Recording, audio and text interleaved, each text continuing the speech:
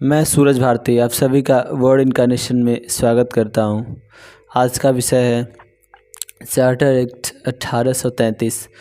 इस एक्ट में कौन कौन से प्रावधान थे, इसका उद्देश्य क्या था और कंपनी के कार्यों में क्या आमूलचूल परिवर्तन आए।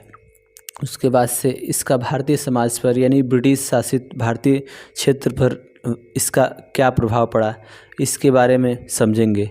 इसकी विशेषताओं की बात की जाए तो पहली विशेषता है विधि निर्माण। इसमें यह स्पष्ट किया गया कि किन किन नीतियों पर काम किया जाएगा और जो भी नीतियाँ पास होंगी उनको किस प्रोसेस के द्वारा गुजरना होगा।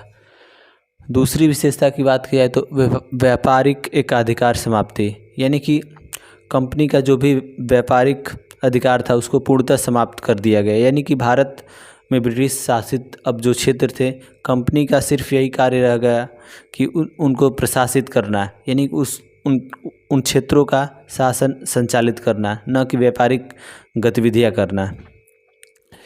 अब बात करते हैं दूसरी विशेषता की, गवर्नर जनरल। इस एक्ट के बाद सामान्यतः जो बंगाल का गवर्नर जनरल था, अब उसको संपूर्ण भारत का गवर्नर जनरल कहा जाने लगा और संपूर्ण विधायी शक्तियाँ, नागरिक हो या सैन्य शक्तियाँ, उसमें समाहित हो गई। यानी कि गवर्नर जनरल को सैन्य और नागरिक शक्तियाँ पर पूरा अधिकार हो गया। अब बात करते हैं अगली विशेषताओं की। लॉर्ड विलियम बेंटिक, यानी लॉर्ड विलियम बेंटिक की बात की जाए तो ये भारत के प्रथम गवर्नर जनरल कहलाए। अगली विशेषताओं की बात की जाए तो गवर्नर जनरल का एकाधिकार। सामान्यतः इस एक्ट के बाद से जो भी प्रशासनिक, विधायी या नागरिक शक्तियाँ थी पूर्णतः गवर्नर जनरल के अधीन कर दी गई। अब जो भी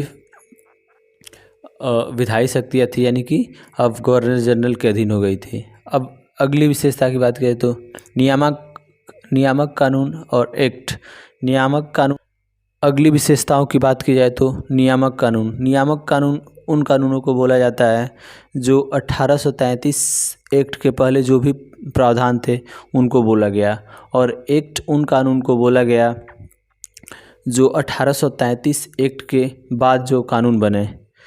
अगली विशेषताओं की बात की जाए तो पद चुनाव पारदर्शिता में यह स्पष्ट किया गया कि कंपनी के किसी भी पद पर किसी को न ही उसके धर्म, जात, लिंग और क्षेत्र विशेष के आधार पर किसी तरीके का भेदभाव किया जाएगा। यानी कि पदों पर जो भी चुनाव होता था उसमें पारदर्शिता लाने के लिए इस एक्ट में प्रावधान थे।